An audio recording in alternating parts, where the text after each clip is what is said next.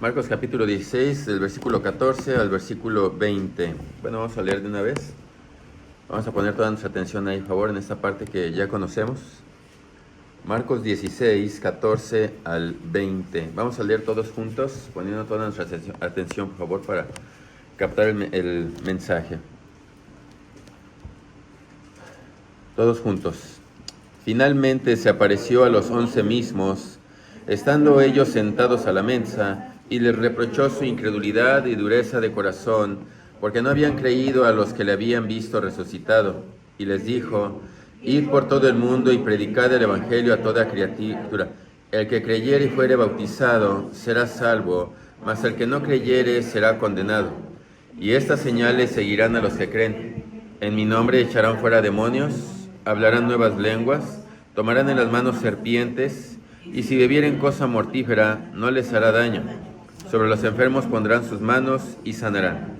Y el Señor, después que les habló, fue recibido arriba en el cielo, y se sentó a la diestra de Dios. Y ellos, saliendo, predicaron en todas partes, ayudándoles el Señor y confirmando la palabra con las señales que les seguían.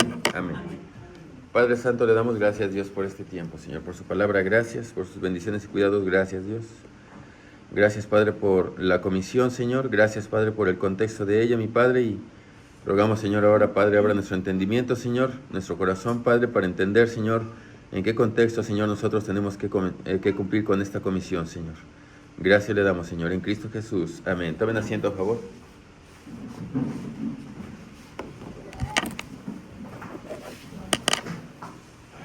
El Señor Jesucristo envía a 11 a predicar el Evangelio, y esto es conocido como la Gran Comisión. ¿Cuál es el plan B si el plan A no funciona? Dios es un Dios máximo, es un Dios que todo lo ve, es un Dios precavido y es un Dios que cubre todas las áreas de las decisiones que Él toma y es responsable de sus mandamientos. Y en tal caso de que ese plan A fallara, Él sabría que está en peligro la vida de muchas personas y que está de por medio la condenación de ellas. Si el plan A no funciona, tendría que haber un plan B. ¿Cuál es el plan B? Dice Armando Alducin que la iglesia, que los 144,000 entran a predicar el evangelio por el fracaso de la iglesia. La iglesia ha entrado, esto ya no lo dice él, la iglesia ha entrado por el reproche de Israel a Dios y al propósito de Dios para ellos como pueblo. El pueblo de Israel, como muchas veces lo hemos visto y comentado, es que el hecho de que Dios los escogiera es para que Dios manifestara en ellos su nombre. Y al Dios manifestarse en ellos y ellos ser un pueblo santo para Él, las demás naciones creyeran en Dios por la vida y conducta de ellos y por lo que Dios estaba haciendo en ellos. Cosa que fracasó en un punto de la historia, ya que Dios los rechaza y les dice: ahora yo me voy a proveer de un pueblo que los va a provocar a celos a ustedes. Y la iglesia entra por el rechazo de Israel hacia el Mesías. Ahora Armando Alducin dice que los 144,000 entran a predicar a todo el mundo por el fracaso de la iglesia. ¿Será que Dios tuvo un plan A, que fue la nación de Israel, usarla por la eternidad hasta el reino milenial, y que el plan A falló y ahora tiene el plan B, un grupo de ahora ya no va a escoger este pueblo para hablar de los gentiles, sino que ahora va a usar un pueblo de gentiles para predicarle a todo el mundo, y el plan B también está próximo a fracasar, y ahora Dios va a usar el plan C, que es los 144,000, donde son hombres auténticos, hombres santos, sin mancha, bien preservados, bien cuidados, y que después de este plan C, ahora sí no hay fallas, entraremos al reino milenial. Porque hay que recordar que la vida eterna o la condenación de las personas está en juego, así que Dios tiene que escoger sus fichas con mucho cuidado. tiene que escoger sus piezas con mucho cuidado para llevar a cabo este plan. Aquí él, después del ministerio que él tiene, de 3 años, donde la gente lo escuchó, cualquiera esperaría que al Señor Jesucristo, muchísima gente que le siguió estaría dispuesta a servirle, ya que Él era Dios. Sin embargo, al final del ministerio solo hay ni siquiera 12. Ni siquiera 12 que Él escogió al inicio. 12 menos 1, 11. Para cumplir con una labor tan grande, imposible de llevar con 12. Id y predicad a todo el mundo, a todas las naciones. Definitivamente que tendría que haber un plan B, porque una labor tan grande es imposible que la puedan cumplir 11 hombres. ¿Cuál es el plan B de Dios? ¿Existe un plan B? ¿Será que viene el plan C en marcha? ¿Cuál es el plan B de nosotros? Muchas iglesias usan un plan diferente al instituido y constituido por el Señor Jesucristo. Formas, métodos de alcanzar, a cubrir a mucha gente. Y pareciera que la idea es muy buena y es muy, con un buen propósito, jalar más gente, traerla hacia la iglesia y a los pies del Señor Jesucristo, usando otro tipo de metodología, como eventualidades, como a ver qué regalamos, a ver qué hacemos o cómo lo hacemos. Sin embargo, el plan es solo uno, es ir y predicar el Evangelio a todas las naciones. Dios, para esta tarea, para esta labor tan importante, y antes de continuar con lo que estoy iniciando, ¿qué hubieras pensado tú en hacer? ¿Qué hubieras pensado tú en hacer? A ver, quiero que idees un plan para cumplir con esta comisión. ¿Cuál sería tu plan?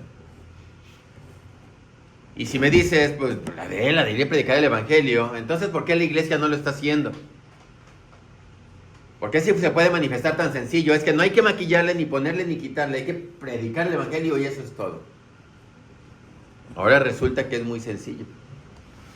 Hay un episodio de Malcolm en el medio, donde la mamá está harta, está enfadada de que tiene 4 varones en su casa. Y las mujeres, creo que todas, las que han tenido varones, saben que los varones son muy sucios, muy descuidados.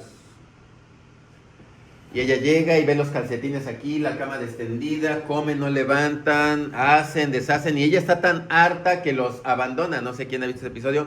Los abandona, se para y no quiero ir con ustedes. Entonces ellos hacen un plan y se arriman con ella y hay una cerca de alambre entre ella y ellos,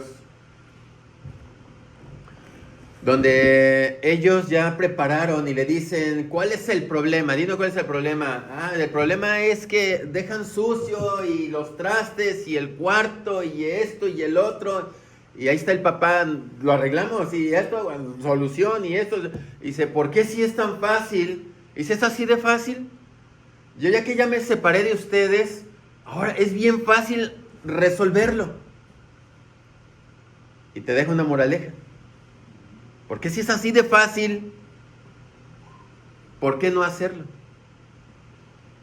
Y sí, si le preguntáramos a muchas personas cuál es el plano, proyecto, programa que tú puedes idear para cumplir con esta comisión, te aseguro que nos limitaríamos siempre, no sé por qué el hombre siempre quiere hacer las cosas más difíciles.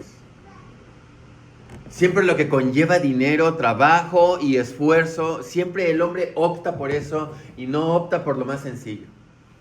¿Te has fijado?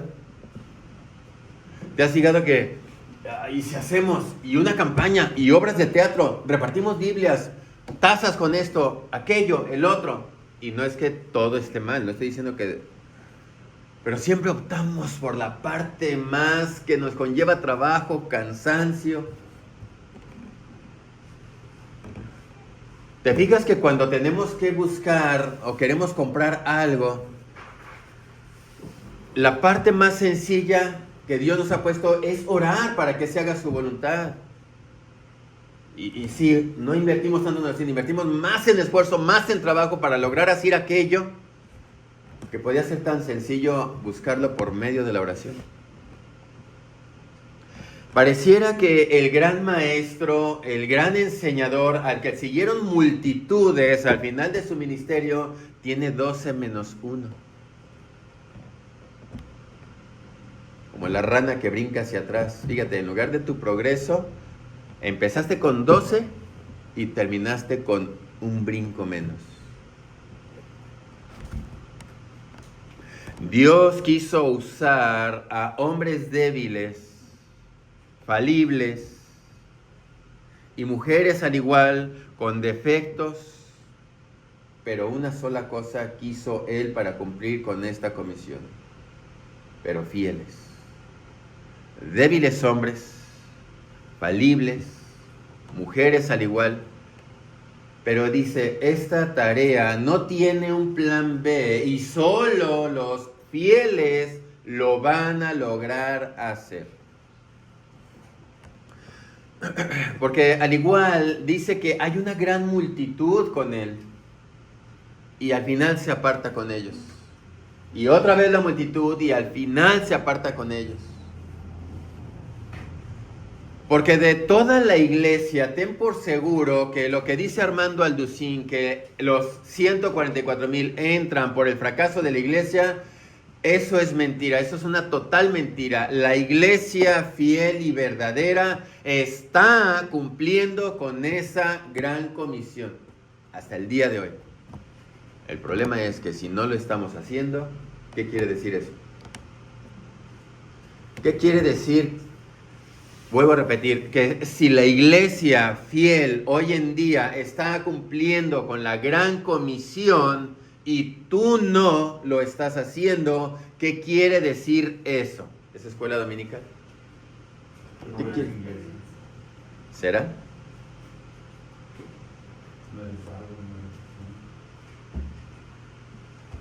Lo que quiere decir es que tenemos mucho en qué pensar. Es que tenemos mucho en qué pensar. Porque efectivamente Él usa hombres débiles, falibles, con defectos, con debilidades. Y si tú te posicionas en ese, dices, ese soy yo. Hay que recordar que estos hombres no se quedaron ahí. Estos hombres, reconociendo eso en ellos, no se quedaron ahí, porque a Dios le plació hacerlo así. Dios pudo haber escrito en las nubes su palabra y su evangelio. Dios pudo hacer que llovieran Biblias, o que su voz se oyera de lado a lado, de un lado del extremo de la tierra a otro. Dios pudo haber hecho eso, ¿o no? ¿No pudo haber dejado una leyenda en las nubes con su evangelio? Este es mi hijo amado en quien me complazco, oigan mi palabra, o Dios estarnos hablando diario. Dios pudo haber hecho eso, sin embargo, Él decidió usar hombres débiles, mujeres débiles y falibles, con defectos, con debilidades, para cumplir con esta gran comisión. A Él le plació, Él lo quiso hacer así. Dice el apóstol Pablo que el tesoro está en vasos de barro. Segunda de Corintios 4:7 dice que este tesoro está en vasos de barro. En Marcos capítulo 3, versículo 1, Marcos capítulo 3,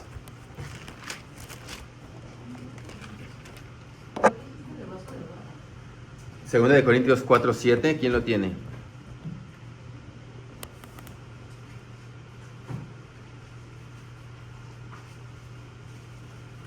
Segunda de Corintios 4:7.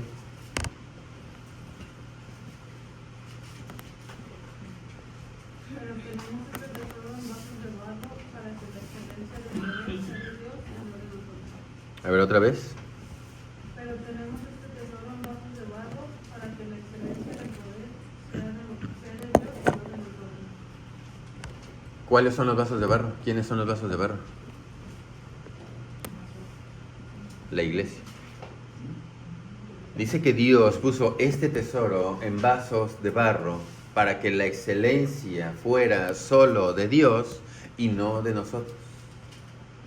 La excelencia fuera solo de Dios y no de nosotros. Marcos capítulo 3, versículos del 1 al 12, dice: otra vez entró en la sinagoga y había allí un hombre que tenía seca una mano y le acechaban para ver si en el día de reposo le sanaría, a fin de poder acusarle.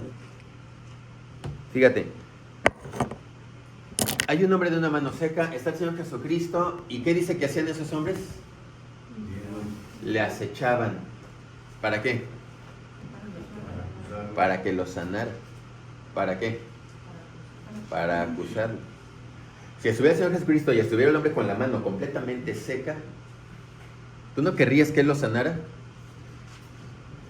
Así como que, es que Jesús está volteando para allá y aquí está la mano seca y tú quieres así como que voltee.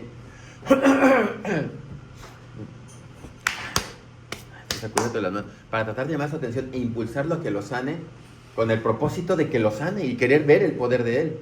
Sin embargo, aquí dice que lo que querían ellos era, y el término que usa es acechar.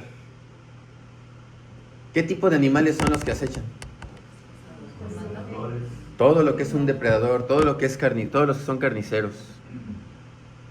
3. Entonces dijo al hombre que tenía la mano seca: levántate y ponte en medio y le dijo: es lícito en los días de reposo hacer bien o hacer mal, salvar la vida o quitarla. ¿Y qué hacían ellos? No sabían ni qué decir.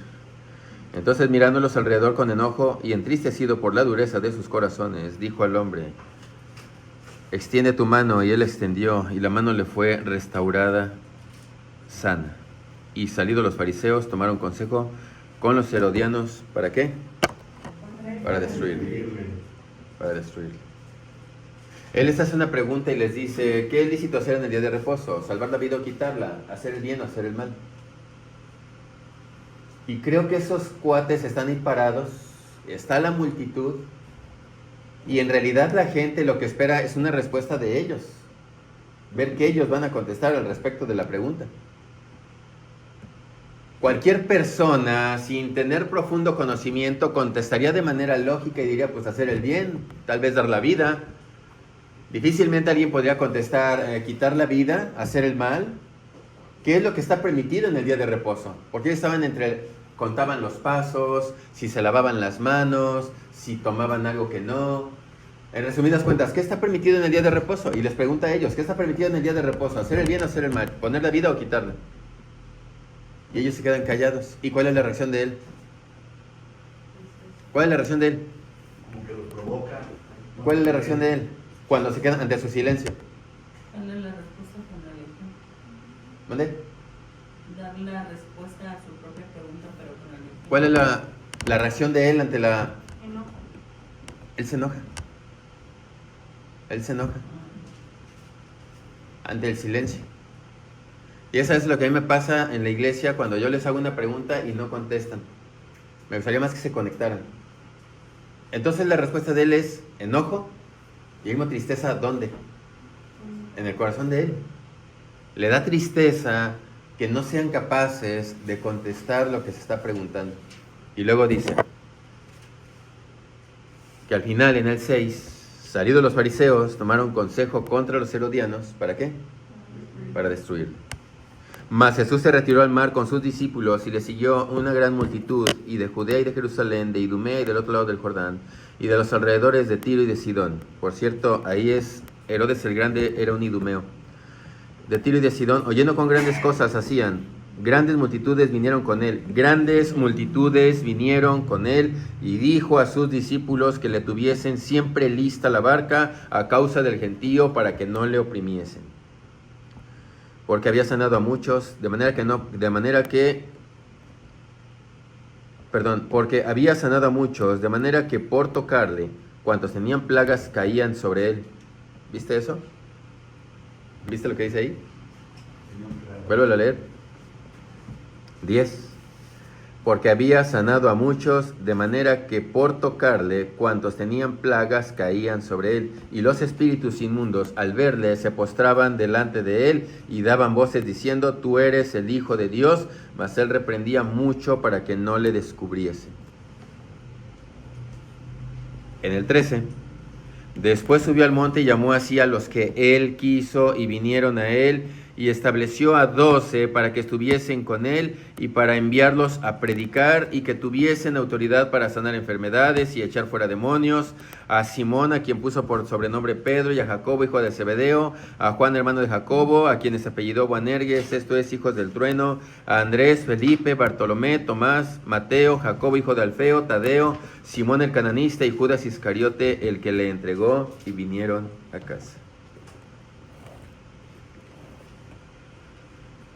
Marcos no lo menciona, pero Lucas hace una observación en este preciso pasaje. Si tú tuvieras que escoger a los 12, ¿qué harías primero? Cuando tú tienes que tomar una decisión importante, ¿qué haces antes de tomar la decisión? Elegí a los más aptos para lo que voy a hacer. Oh, bueno. Pero para hacer eso, ¿qué tiene que hacer primero? Observar su actitud. Ok. Orar.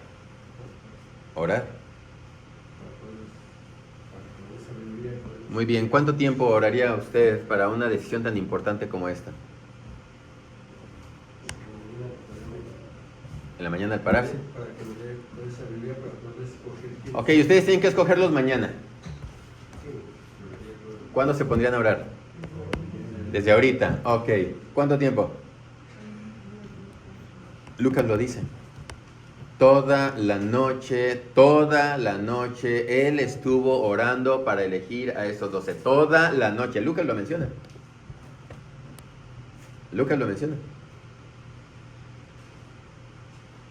En Lucas 6:12 dice que él oró toda la noche para tomar esta importantísima decisión. ¿Por qué? Porque al final dice que los eligió al principio con un propósito, que era el de ¿qué? ¿Cuál era el propósito? Ahí en Marcos. Predicar.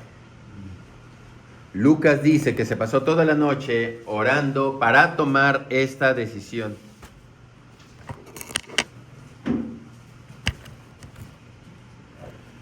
El problema es que nosotros, hermanos, a veces canjeamos esos tiempos libres que tenemos para relajarnos, distraernos, buscar algo que nos distraiga en lugar de dedicarlo para orar. Sin embargo, aquí Lucas dice que él, siendo Dios, usa la oración y aprovecha el tiempo al máximo. En Juan capítulo 15 dice: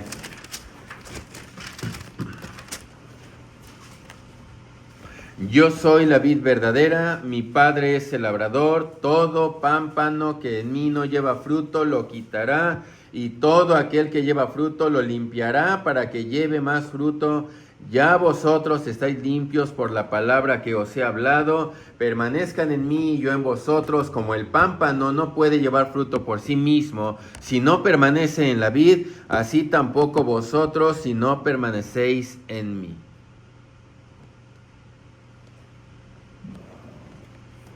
Separados de mí, nada puedes hacer. Separados de mí, ustedes no pueden hacer nada. Después de orar por los 12, los elige para que aprendan de él, para ser moldeados y capacitados por él. Solo 12, no una multitud.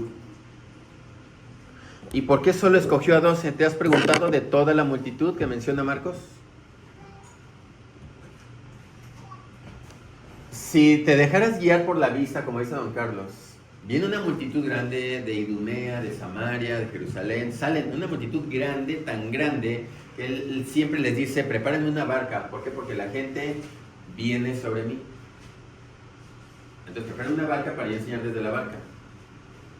Él recorría distancias largas, al grado que cuando sabían que iba a llegar al otro lado del mar, la gente que hacía, ya lo estaban esperando. ¿Tú no verías mucho interés de la gente? Decir, inventes, ¿cuánta gente hay aquí? ¿Cuánta gente interesada? ¿Tú no habrías escogido más de 12? ¿Cuántos me quieren seguir? ¿Cuántos necesito que hagan? Y te aseguro que incluso muchos levantarían la mano. Sin embargo, de esa multitud, repito, Él escoge a 12. Él escoge a 12. ¿Para qué? Grábate esto. Él escogió a 12 para que estuvieran con Él. Él escogió a 12 para que estuvieran con Él y enviarlos a predicar. Porque separados de mí, nada puedes hacer, nada pueden hacer. ¿Por qué escoge entonces solo a 12? Porque definitivamente que no había interés en las demás personas. El interés es algo que está de dentro y se exterioriza. El interés es algo de dentro y se exterioriza y te lleva a una acción. Al grado de que lo que él quería es que fueran como él en todo, en sus palabras, en su carácter, en su forma de pensar, en su forma de dirigirse, para que lo reprodujeran a él. Y esto hasta cierto punto había llegado a vivirlo el apóstol Pedro, al grado de que ni él se había dado cuenta que él en cierto grado ya estaba reproduciendo al Señor Jesucristo y sus palabras, al grado de que la mujer le dice, tu forma de hablar, yo te vi con él, tienes una relación con él, y él dice, pues a ver qué hago, y empieza a maldecir. Porque él lo que quería era que fueran como él en todo. Él escoge a 12 para que estén con él y sean como él en todo, en palabras, en carácter, en testimonio, en pensamiento. Al grado de que en Hechos capítulo 4, Pedro y Juan están ante el concilio y tienen sorprendidos a todos en el concilio. Vamos a verlo, Hechos 4:13.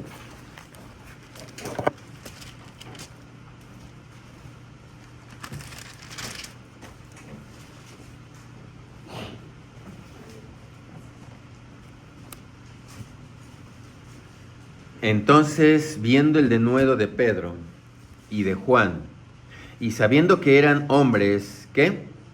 Sin letras. ¿Y de dónde? Del vulgo. Eran vasos de barro. No creas que para cuando el Señor Jesucristo asciende, Pedro se para y dice, ahora sí, yo soy el encargado de la iglesia y ahora a ver, ¿dónde está mi ropa espléndida? ¿Y cómo me voy a parar para predicar y enseñar aquí la apertura de la iglesia y la predicación del evangelio? ¿Cómo los vieron? Los vieron como hombres de cero importancia. Entonces viendo el denuedo de Pedro y de Juan y sabiendo que eran hombres sin letras y del vulgo, se maravillaban y les reconocían que ¿qué? Que habían estado con Jesús. Fíjate que esto no fue solamente un deseo del Señor Jesucristo de que los escogió para que estuvieran con Él, sino que esto trascendió al grado de que la gente les reconoció que ellos habían estado con Jesús. Porque ellos están sorprendidos. Estos hombres no son letrados. Estos hombres son de la plebe, son de la colonia, y los del concilio, que eran hombres estudiados, filósofos, al ver el denuedo con que Pedro hablaba, decían, ¿este hombre de dónde tiene tanta inteligencia? Ah, ya me acordé. ¿De dónde venía? Fíjate que ellos no dicen, ay, pues se estudió en la universidad tal.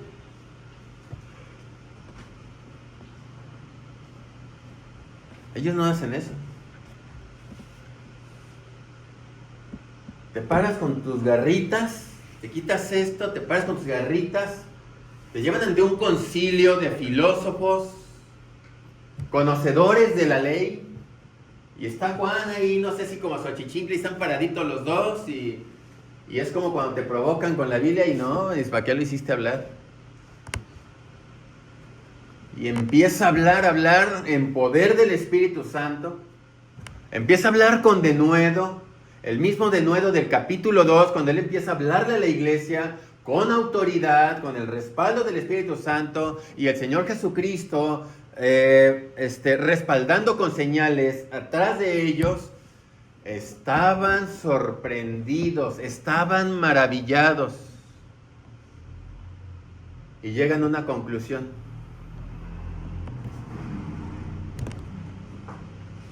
Pues es de los que habían estado con Jesús. Eso habla también de un reconocimiento de parte de ellos hacia el Señor Jesucristo, que también tenía una ropita muy sencillita. Tan así que Nicodemo le hace un reconocimiento en el capítulo 3 y le dice: sabemos que has venido de Dios como maestro, porque nadie puede hacer las obras que tú haces. Y el tercer brinco, ¿cuál es? Primero, el denuedo de los discípulos, ¿por qué era? Porque habían estado con Jesús. Y luego, nadie puede hacer lo que tú haces, Jesús, si no está ¿quién?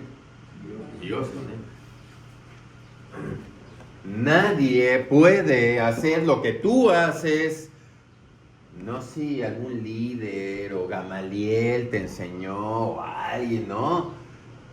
Nadie puede hacer lo que tú haces si Dios no está con él. Eso lo tenemos bien reconocido y Dios está contigo. Fíjate, eso era algo de gran peso para ellos mismos.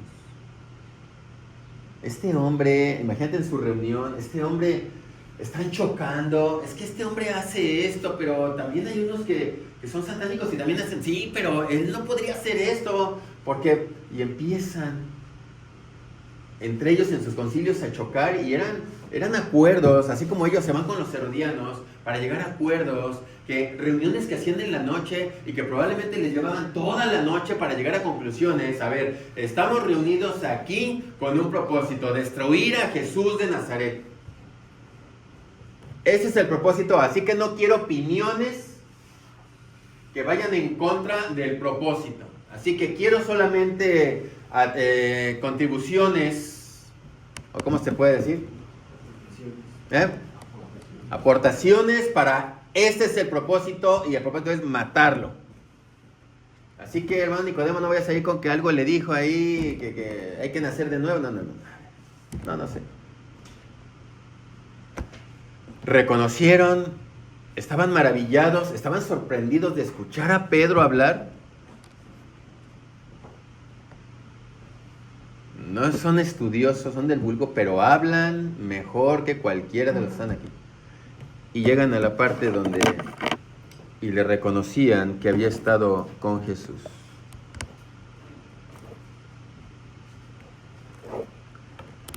En 2 de Timoteo 2:12 habla de la esencia del discipulado para cumplir con la gran comisión. 2 de Timoteo 2:2.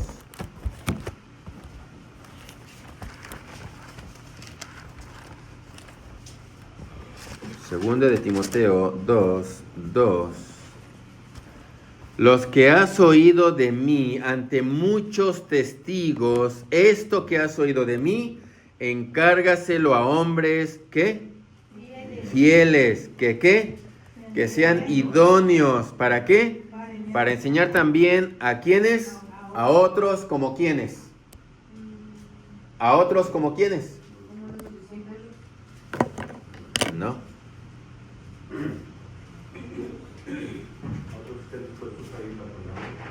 Hay mucha gente que hace eso. Lo que has oído de mí, Timoteo, esto encarga ¿a quién? A hombres fieles, que sean idóneos para enseñar también ¿a quién? A otros ¿quiénes? A otros hombres fieles. ¿Y esto qué hace? Un círculo. Lo que has oído de mí, no de mi palabra, no de lo que yo, Pablo, te hablo, porque podemos nosotros expresar maravillas de nosotros mismos. Lo que has oído de mí, Timoteo, dice, lo que has oído de mí ante muchos testigos, ¿qué? Esto encárgale a los hombres fieles, que sean idóneos para enseñar, que hablen de mí. No está diciendo eso. No le está diciendo a Timoteo, lo que has oído de mí, que soy una maravilla, esto platícatelo también a los demás hermanos, y a otros que no fieles, que también les enseñen que yo soy una maravilla. Lo que has oído de mí, la fidelidad con la que se dirigía, la entrega con la que se dirigía, la labor con la que lo hacía, el amor con lo que lo hacía, el sacrificio que lo hacía, la dedicación con lo que lo hacía. Esto que has oído de mí, de cómo Dios ha hecho la obra en mí, encárgaselo también a hombres fieles. Punto número 1. A hombres fieles. Esto quiere decir, hermanos, que no todos tienen que ser enseñados. Lastimosamente, no todos tienen que ser enseñados.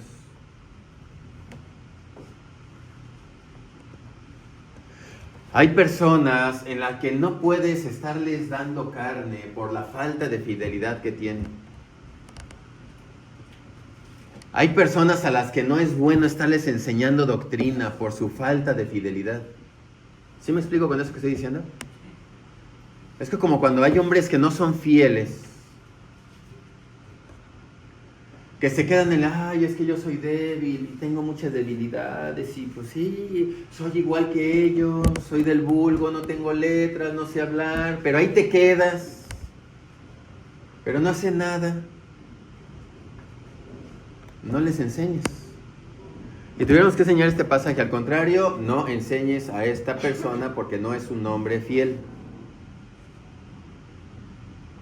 Sin embargo, aquí dice Timoteo, lo que has oído de mí ante muchos testigos, esto enséñale a los hombres fieles, que fieles hay muchos, pero no todos son idóneos.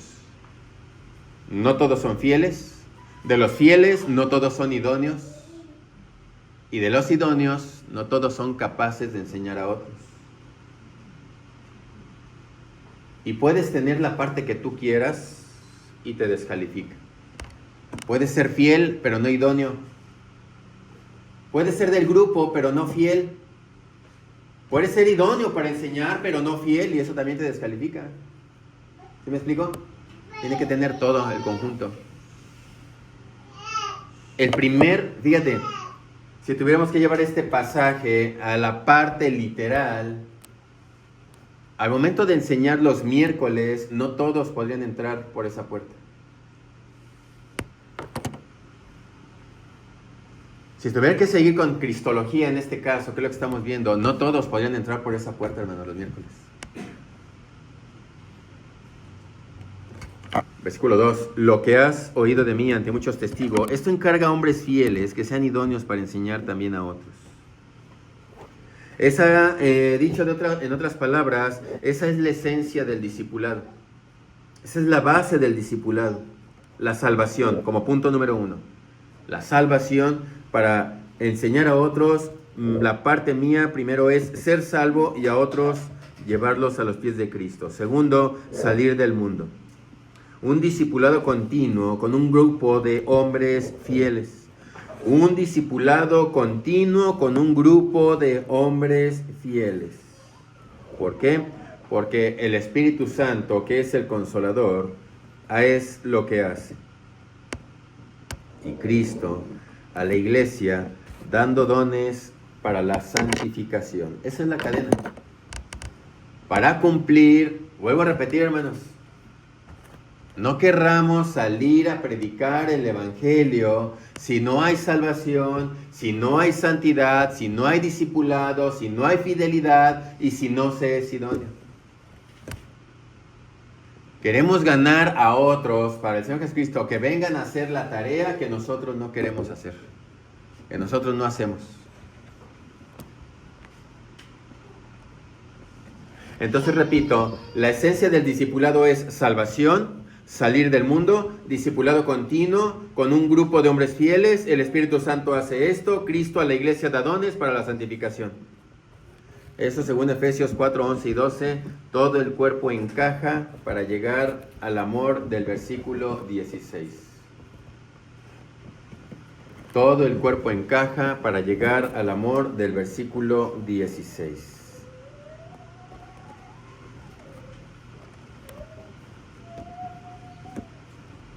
Podemos ver a los 12 al inicio con sus capacidades como vasos de barro,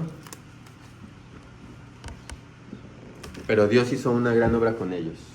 Y no hay registro del fracaso en la iglesia en la actualidad ni en el tiempo futuro. Los hombres fieles, la iglesia sigue predicando hasta el día de hoy. Vamos a poner de pie, vamos a orar.